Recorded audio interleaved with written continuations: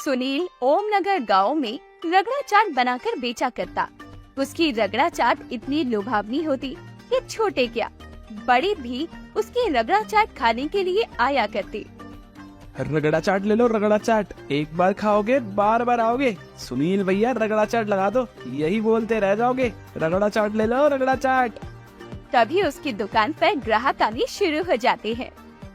अरे भाई सुनील, मेरे लिए जल्दी से ना एक प्लेट रगड़ा चाट लगाते। सुबह से इंतजार कर रहा हूँ कि तू अपना ही ठेला खोले और मैं तेरे रगड़ा चाट खाऊं।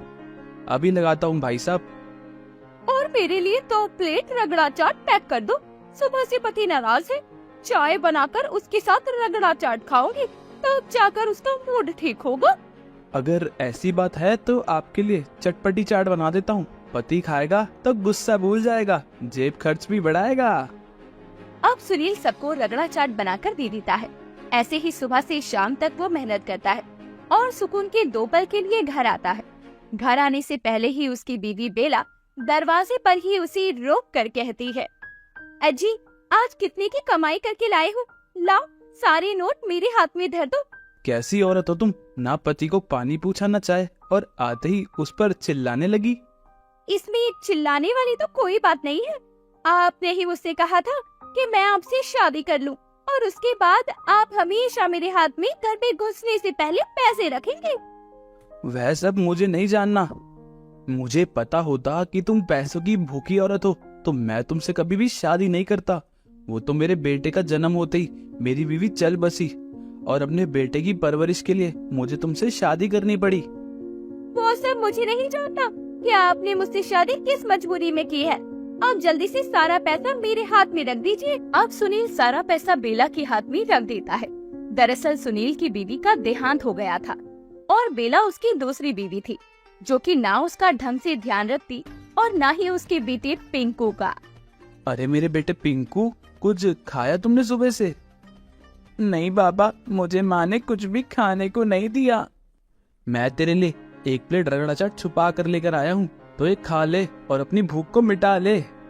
या पापा, आप तो बहुत अच्छे हो, मेरा कितना ध्यान रखते हो। इसके बाद में अब सुनील अपनी बेटी को अपने हाथों से रगड़ा चाट खिलाता है। ऐसे ही दिन गुजरते हैं, लेकिन सुनील का रगड़ा चाट का काम थोड़ा धीमा पड़ जाता है और इसका गुस्सा बेला अपने बेटे पिंकू पर निकाला करती।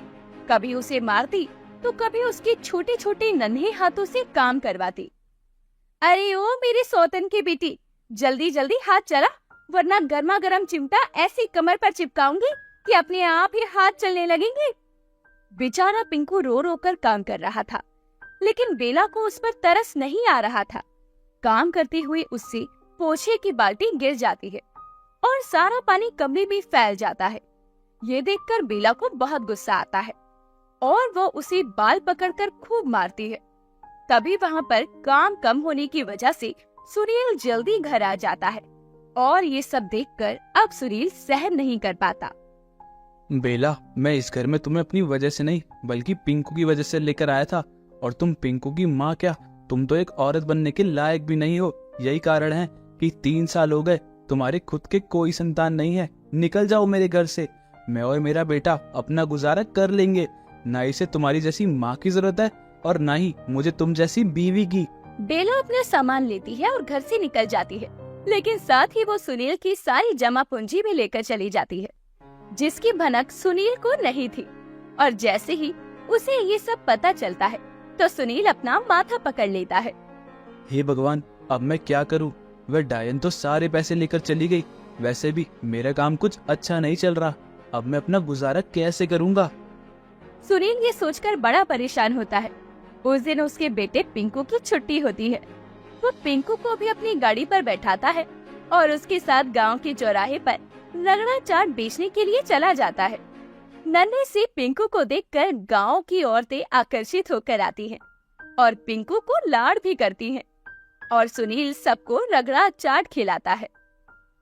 पापा, ये सब आंटियाँ कितनी अच्छी है, मुझसे कितनी प्यार से पेश आ रही हैं। आप इन्हीं में से किसी से शादी कर लेते।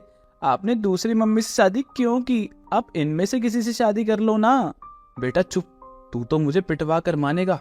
शुरू में सारी दूसरी माँ अच्छी लगती हैं, असली रूप तो वे बाद में दिखाती है, जैसे तेरी माँ ने दिखाए। और तू ज्यादा मत बोल। धीरे धीरे मौसम का रुख बदलता है और सर्दियों का समय आ जाता है। एक दिन सुनील जब रास्ते से जा रहा होता है तो उसे एक लॉटरी वाला नजर आता है। ले लो सब लॉटरी ले लो, क्या पता किस्मत चमक जाए, रूठी हुई बीवी खुश हो जाए, बच्चों की किस्मत संवर जाए। सुनील भी मजे मजे में 500 की एक लॉटरी ले लेता है और कुछ ही दिनों में किस्मत से उसकी लॉटरी लग जाती है, जिससे वो बहुत खुश था। वो लॉटरी पर 5 लाख की रकम जीतता है। अब गरीब रगड़ा चाट वाला अमीर हो जाता है। वो पिंकू का एडमिशन अच्छे से स्कूल भी करवा देता है और अपने घर की भी मरम्मत करवा लेता है। लेकिन कहते हैं ना कि जब पैसा आता है तो घमंड भी लेकर आता है। अब सुनील रगड़ा चाट की एक दुकान गांव में डाल लेता है, लेकिन कभी कभी वो दुकान बंद रखा करता तो कभी कभी शराब के नशे में घर पर ही पड़ा रहता। पापा, आज अब काम पर नहीं जा रही क्या? नहीं, अब तेरे बाप को काम करने की कोई जरूरत नहीं है। तेरा बाप लखपति बन गया है। पापा, आप पहले ही अच्छे थे, मेरा भी ध्यान रखते थे। अब आप या तो बाहर घूमते रहते हो या फिर ऐसे ही पड़े रहते हो। ज्यादा बकवास मत कर, चल जा यहाँ से। जिसके बाद सुनील अपनी दुकान पर जाता है और उसने अपने साथ एक मोहन नाम का आदमी भी रख लिया था। मोहन उसकी दुकान पर अच्छा ध्यान रखता था, लेकिन अब सुनील के अंदर लालच उमड़ आया था। अमीर से और अमीर बनने का एक ही रास्ता है, खराब से खराब सामान दिया जाए। जितना सस्ता सामान बेचूंगा उतना ही सस्ता सामान इस्तेमाल भी करूंगा। अब सुनील यही करता है। वो सस्ते सामान का इस्तेमाल अपनी चाट में करता है, जिस वजह से उसके ग्राहक कम होने लग जाते हैं और हर कोई उसकी चाट की कंप्लेंट किया करता, लेकिन उसे कोई फर्क नहीं पड़ता। एक दिन उसके घर बेला आती है और उसके पैर पकड़कर कहती है, अजी मुझे माफ कर दीजिए, मैं नहीं जानती थी कि आपकी जिंदगी की मनहूसियत मैं ही थी। मेरे आपके घर से जाते ही आपने दुकान खोल ली, आप लखपति बन गए। मुझे वापस अपने साथ रख लीजिए। आज के बाद मैं कभी आपका घर छोड़कर नहीं जाऊंगी और पिंकू को भी अपने बेटे जैसा प्यार दूंगी। अब सुनील ने अपने मन में सोचा, वैसे भी मैं पिंकू पर ध्यान नहीं दे पाता, इसे रख लेता हूँ। अभी ये पिंकू का अच्छे से ध्यान रखेगी और मेरा काम भी थोड़ा कम होगा। अब सुनील पिंकू को माँ की ममता मिल सके, इसलिए बेला को एक दूसरा मौका दे देता है। बेला भी अब पिंकू के साथ सामान्य व्यवहार रखा करती, लेकिन अब धीरे धीरे सुनील की दुकान पर ग्राहक कम हो गए थे, क्योंकि उसने दाम बढ़ा दिए थे और सामान की गुणवत्ता घटा दी थी। और मोहन, आया क्या कोई ग्राहक? नहीं, कोई भी आपकी रगड़ा चाट खाने के लिए नहीं आ रहा। इससे अच्छा काम तो आप पहले ठेले पर करते थे। मैं तो खुद आपके ठेले से कई बार रगड़ा चाट खरीद कर खा चुका हूँ। लगता है तुझे ही रगड़ा चाट बेचना नहीं आ रहा। चल निकल जा यहाँ से। आज के बाद काम पर आने की कोई जरूरत नहीं है। अपना हिसाब एक हफ्ते बाद आकर ले जाना। मोहन को ये सुनकर बहुत बुरा लगता है। मोहन वहाँ से चला जाता है। मोहन ने सच्चे दिल से और मेहनत से उसकी दुकान पर काम किया था। सुनील की दुकान उसके कर्मों की वजह से नहीं चल रही थी, फिर भी मोहन वहाँ से चला जाता है।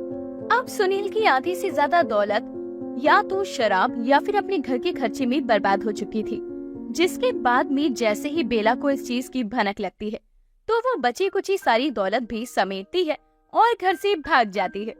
जब सुनील को ये पता चलता है तो वो फिर से अपनी गलतियों पर अफसोस जताता है। हे राम, मैं तो मर गया, बर्बाद हो गया। वह औरत दोबारा से मेरा सारा सामान लेकर भाग गई। मुझे लगा था इस बार सुधर गई होगी, लेकिन वह डायन है डायन, वह कभी नहीं सुधर सकती। तभी इसी तरह वो अफसोस कर रहा था कि उसके दरवाजे पर उसकी पड़ोस की काकी आती है और कहती है, सुनील तू तो बर्बाद हो गया नन्ना, अब तू क्या करेगा? आपको भी पता चल गया कि मेरी दूसरी बीवी बेला भाग गई? अरे नहीं नहीं, मैं तो तुझे ये बताने आई थी कि तेरी दुकान पर उस मुए मोहन ने गुस्से में आग लगा दी और शहर भाग गया। क्या? हाँ, तेरी बीवी बेला भी घर पर नहीं है, कहीं दोनों साथ ही तो नहीं भागे। इसके बाद में अब सुनील अपनी दुकान जाकर देखता है तो वो जल चुकी थी।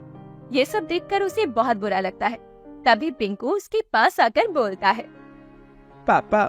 पापा, आप ऐसे उदास मत हो। पहले भी तो आप एक ठेला लगाते थे और बहुत अच्छा चलता था।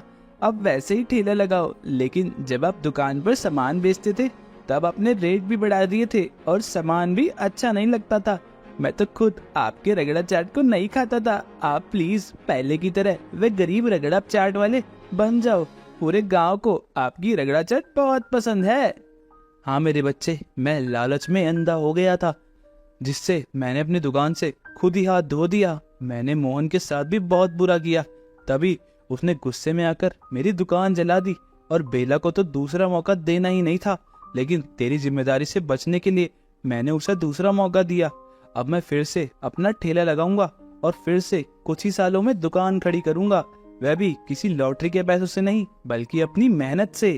इसके बाद में सुनील अब अपने आंसू पोंछता है और कड़ी मेहनत का कदम उठाता है और फिर से एक ठेला लेता है और उस पर रगड़ा चाट बेचता है। उसके ठेले पर फिर से ग्राहक बढ़ने लगते हैं। धीरे धीरे कुछ ही सालों में वो अपनी एक दुकान फिर से खोलता है, जो कि बहुत अच्छी चलती है। और अब वो पिंकू को भी बड़ा कर चुका था। पिंकू अपनी पढ़ाई पर ध्यान देता और बचे हुए समय में अपने पिता की मदद किया करता। ये कहानी है रौनकपुर गांव की, जहां गरीब सीमा अपने पति प्रभाकर के साथ रहा करती थी। पूरा गांव बहुत खुशहाल था। एक रात खेतों से प्रभाकर ने आकर कहा, सुनती हो सीमा, इस बार तो हमारी गोभी की खेती बहुत बढ़िया हुई है। अगर सब ऐसे ही चलता रहा तो इस बार की खेती बेचकर हम घर की छत भी पक्की करवा लेंगे और सेठ चुन्नीलाल का कर्ज भी उतार देंगे।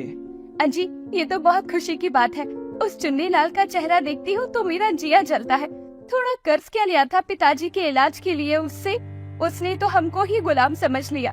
कभी टीवी उठाकर ले गया तो कभी आपकी साइकिल। प्रभाकर और सीमा बात कर ही रहे होते हैं कि तभी वहाँ दरवाजे पर चुन्नीलाल सेठ आ जाता है। लो, राक्षस का नाम लिया और वो द्वारे आ गया। सीमा और प्रभाकर दोनों चुन्नीलाल के पास जाते हैं और प्रभाकर बोला, सेठ जी, बस एक हफ्ते का समय और चाहिए, फिर मैं अपनी गोभी की फसल बेचकर आपका सारा कर्ज उतार दूंगा। अरे तो एक हफ्ते का ब्याज कौन देगा? अगर नहीं दे सकता तो अपनी कोई कीमती चीज दे दे, पर कुछ न कुछ तो मैं आज लेकर ही जाऊंगा। सेठ जी, घर का सारा कीमती सामान तो आप पहले ही ले जा चुके हैं। अब हमारे पास आपको देने के लिए कुछ भी नहीं है। अरे मैं तो तुझे ले जाना चाहता हूँ रानी, तभी तो तेरे पति को परेशान रखता हूँ ताकि वो खुद तुझे मुझको सौंप दे। क्या सोचने लग गए सेठ जी? जो इस बार तुझे माफ किया, लेकिन एक हफ्ते में अपनी गोभी की फसल बेचकर मेरा हिसाब नक्की कर, समझा? फसल तो तब बेचेगा ना जब तू सब्जी मंडी तक सही सलामत पहुँचेगा। सेठ चुन्नीलाल की गंदी नजर शुरू से सीमा पर थी, इसीलिए वो प्रभाकर को ज्यादा परेशान किया करता था और सीमा भी उसके इरादों को भाप गई थी। लेकिन ना ही चुन्नीलाल ने कभी सीधे मुंह से कुछ कहा और ना ही सीमा ने उसे कुछ सुनाया। ऐसे ही दिन गुजरते हैं और एक दिन प्रभाकर अपनी सारी गोभियों को एक किराए की गाड़ी पर लाद कर सब्जी मंडी ले जाने को होता है। तभी सीमा कहती है, अजी, आप ये सारी गोभियाँ इस गाड़ी में लेकर शहर जा तो रही हैं बेचने के लिए, लेकिन हमें गांव वालों के लिए भी तो कुछ सोचना चाहिए। आप एक काम करिए, एक दो बोरी घर पर ही रहने दीजिए। कभी हम कुछ पका कर खा लेंगे और कभी थोड़ी आसपास बांट देंगे। बहुत अच्छी बात कही है सीमा तुमने। वैसे भी इस बार की फसल से हमारा सारा कर्जा चुकता तो हो जाएगा। अगर हम आसपास थोड़ी गोभियां बांट देंगे तो हमें लोगों की दुआएं मिलेंगी। अब प्रभाकर 2 बोरी गोभी उतार कर अपने घर पर रख देता है और बची हुई गोभी बेचने के लिए शहर की तरफ निकल पड़ता है। तभी जोरदार बारिश हो जाती है। प्रभाकर किसी तरह गोभियां बेचने के लिए शहर की तरफ बढ़ रहा होता है और तभी चुन्नीलाल अपनी गाड़ी से उसे टक्कर मार देता है। प्रभाकर का गांव नदी के पुल के पास था और उसी नदी के पुल के पास ही उसका एक्सीडेंट हो जाता है। उसकी सारी गोभियां नदी में बह जाती है और प्रभाकर को भी खूब गहरी चोट आती है। जैसे ही ये बात सीमा को पता चलती है, सीमा उसे देखने के लिए गांव के सरकारी अस्पताल में जाती है और उसे बेड पर जख्मी देखकर कहती है, अजी, ये क्या हो गया आपको? मैंने कभी नहीं सोचा था कि आप इतने खुश जाएंगे और हमारे साथ ये हो जाएगा। ना जाने हमारी खुशियों को किसकी नजर लग गई। पता नहीं सीमा, एक्सीडेंट किसने किया, लेकिन उसके पास सफेद रंग की गाड़ी थी। ज्यादा मैं कुछ देख नहीं पाया क्योंकि बहुत तेज बारिश थी। सफेद रंग की गाड़ी तो सेठ चुन्नीलाल के पास भी है, लेकिन हम ऐसे उस पर सीधा नाम नहीं लगा सकते हैं। मुझे माफ कर दो सीमा, मैंने सोचा था कि मैं हमारे सारे सपने इस बार की फसल बेचकर पूरे कर दूंगा, लेकिन मेरे साथ ये हो गया। आप क्यों चिंता करते हैं जी, आप सही सलामत हैं, मेरे लिए ये बहुत है। आप मेरे साथ रहेंगे तो मुझे और कुछ नहीं चाहिए। इसके बाद में प्रभाकर अब गांव आ जाता है, लेकिन उसके एक पैर में फ्रैक्चर था और सर पर भी काफी चोट थी, जिस वजह से सीमा उसकी सेवा में ही लगी रहती और प्रभाकर कोई काम नहीं करता। तभी चुन्नीलाल उसके घर आता है। चलो भाई प्रभाकर, हो गया एक हफ्ता पूरा, अब जल्दी से मेरा हिसाब कर दो और मुझे यहाँ से चलता करो। सेठ जी, आप कैसी बातें कर रहे हैं? आप देख रहे हैं ना कि मेरे पति कितने जख्मी हैं। ऐसी हालत में वो आपके पैसे अभी कैसे चुका पाएंगे? हमें थोड़ा वक्त और दे दीजिए। वो मेरे पैसे नहीं चुका सकता तो तुम चुका सकती हो क्या? क्या मतलब है आपका? इतने भी भोली मत बनो, आखिर तुम औरत हो, मेरा मतलब अच्छे से समझ गई हो। अरे क्या बोलते हैं उसे शहरी भाषा में, मेरे साथ फ्रेंडशिप करोगी तो मैं तुम्हारा सारा कर्ज माफ कर दूंगा। ये सुनकर सीमा को बहुत गुस्सा आता है, क्योंकि वो चुन्नीलाल के मुंह से सिर्फ यही सुनने का इंतजार कर रही थी। जिसके बाद वो पास में पड़ी हुई झाड़ू उठाती है और उसे पीटने लगती है। हाय मर गया, दुर्गा आ गई क्या इस पर? हे राम, मर गया कोई, रोको इसे। अरे पागल हो गई है क्या? सीमा चुन्नीलाल को पीट पीट कर उसे अपने घर के बाहर ले आती है और चुन्नीलाल तुरंत अपनी सफेद गाड़ी में बैठने लगता है और जाते जाते बोल कर जाता है। ठीक है, कुछ दिन का समय और दे रहा हूँ तेरे पति का हाल देखकर, लेकिन अगर तूने मेरे सारे पैसे ना चुकाए तो एक घर में हड़प लूंगा। ये बोलकर चुन्नीलाल चला जाता है, जिसके बाद में सीमा बहुत रोती है और उसे कुछ भी समझ नहीं आता कि वो क्या करे। तभी तेज झरझर बारिश होने लगती है। हे भगवान, आप बरस सकते हो पर हम गरीबों पर तरस नहीं खा सकते। पहले ही मेरा पति इतना बीमार है, ऊपर से आप सेठ के इरादे तो जानते ही हैं। अब मैं क्या करूं? तभी सीमा को कहीं से पकोड़ों की खुशबू आती है और सीमा सोचती है, सीमा, बारिश में तो पकोड़े बहुत बिकते हैं और कुछ दिनों से बारिश बहुत अच्छी है। अगर मैं गांव के बाहर अपने पकोड़े का ठेला लगा लूं तो थोड़ा बहुत राशन तो मैं बनिए से भी उधार ले लूंगी और घर में 2 बोरी भरकर गोभी भी पड़ी है, मैं उसके पकोड़े बेच सकती हूँ। अब सीमा गांव के चौराहे पर गोभी का ठेला लगा लेती है। पकोड़े ले लो, पकोड़े, गोभी के पकोड़े, गर्मा गर्म पकोड़े, एक बार खाओगे तो बार बार आओगे। सीमा की आवाज सुनकर कुछ ग्राहक आए और गोभी के पकोड़े खाकर और पैक करवा कर ले गए। तभी वहाँ एक औरत आती है। अरे वाह सीमा बहन, जरा एक प्लेट गोभी के पकोड़े तो लगाना। तुम्हें पता है मुझे गोभी के पकोड़े बहुत पसंद है। अभी लगाती हूँ बहन। सीमा उस औरत को गोभी के पकोड़े लगाकर दे देती है। वो औरत भी पकोड़े खाकर उसकी जमकर तारीफ करती है और उसे एक सलाह देती है। तुम्हारे गोभी के पकोड़े वाकई बहुत अच्छे हैं। अगर तुम आलू और प्याज के पकोड़े भी बेचो और अगर साथ में चाय भी बेचो तो तुम्हारे पकोड़े के कारोबार में 4 चांद लग जाएंगे। बाकी जैसे तुम्हारी मर्जी, तुम बोलो तो मैं अपने पति से बात करूं। वो शहर की मंडी में आलू और प्याज की रेडी लगाते हैं। उन्हें बोल दूंगी कि तुम्हें सस्ते दाम पर आलू और प्याज दे दे। इससे अच्छा तो कुछ भी नहीं हो सकता बहन, मेरी इतनी मदद कर दो। मैं जानती हूँ कि तुम लोगों के ऊपर से चुन्नीलाल का कितना कर्जा है और वो तो तुम्हें और कर्ज देगा नहीं, लेकिन मैं अपने पति को तुम्हें उधारी पर कुछ नहीं देने दूंगी। हाँ, सस्ते दामों पर जरूर दिलवा दूंगी। इसके बाद में अब सीमा तुरंत ही अपनी दुकान बढ़ाकर सुनार के पास जाती है और अपने मंगलसूत्र को बेचकर उससे कुछ पैसे ले आती है और उन पैसों से एक छोटा सा मंगलसूत्र खरीदकर तुरंत अपने गले में डाल लेती है और बचे हुए पैसों से आलू और प्याज खरीद लेती है और दुकान से थोड़ा और राशन लाकर आलू, प्याज और गोभी के पकोड़े बेचने लगती है, वो भी चाय के साथ। पकोड़े ले लो, पकोड़े चाय के साथ, प्याज के पकोड़े चाय के साथ, गोभी के पकोड़े चाय के साथ। एक बार आओ और जी भर के खाओ, मात्र 100 रुपए प्लेट। अब सीमा ने ये नया तरीका अपनाया था अपने कारोबार को बढ़ाने का। वो अपने पकोड़े की प्लेट के दाम 100 रुपए रख देती है, जिसमें वो चाय और 3 तरह के पकोड़े दिया करती। पर हर किसी को उसके गोभी के पकोड़े ही सबसे ज्यादा पसंद आते थे। उसके दुकान पर शाम तक 10 ग्राहक आ जाते हैं और वो 1000 रुपए की कमाई कर लेती है। पूरे 1000 रुपए की कमाई तो हो गई। ऐसे ही चलता रहा तो मैं धीरे धीरे सेठ का सारा कर्जा उतार दूंगी और उस लालची सेठ से हमें छुटकारा मिलेगा। ऐसे ही सीमा रोज पकोड़े का ठेला लगाती है और 1 हफ्ते के बाद वो कुछ पैसे जमा करके ले जाती है और सेठ के घर जाकर वो पैसे दे देती है। ये लो सेठ चुन्नीलाल, तुम्हारे पैसे। एक औरत चाहे तो अपनी इज्जत और अपने परिवार के लिए कुछ भी कर सकती है। आज के बाद अपनी मनहूस शक्ल लेकर मेरे घर मत आना और मेरे पति की साइकिल और टीवी भी मैं वापस ले जा रही हूँ। और एक बात और, मैं नहीं जानती लेकिन भगवान जानता है, अगर तुमने ही मेरे पति का एक्सीडेंट करवाया है तो एक ना एक दिन वो तुम्हें भी अपने पास तुम्हारे कर्मों का हिसाब करने जरूर बुलाएगा। सीमा वहाँ से चली जाती है और चुन्नीलाल को लगता है कि वो उसे श्राप देकर गई है। चुन्नीलाल को चिंता की मारी नींद नहीं आती क्योंकि सीमा इतने गुस्से में ये सब बोलकर जो गई थी, जैसे उसके अंदर साक्षात दुर्गा माँ विराजमान हो गई हो। जिसके बाद में 2 रात तक चुन्नीलाल सो नहीं पाता और एक रात को चिंता की मारी उसे दिल का दौरा पड़ता है और उसका निधन हो जाता है। वहीं दूसरी तरफ प्रभाकर अब बिल्कुल ठीक हो चुका था और वो सीमा से बोला, मुझे नहीं पता था कि मेरा एक बार एक्सीडेंट होने के बाद ही तुम सब संभाल लोगी। तुमने चुन्नीलाल सेठ का कर्ज भी उतार दिया और एक नया व्यापार भी शुरू कर लिया। ऐसा पता होता तो मैं कब का अपना एक्सीडेंट करवा लेता।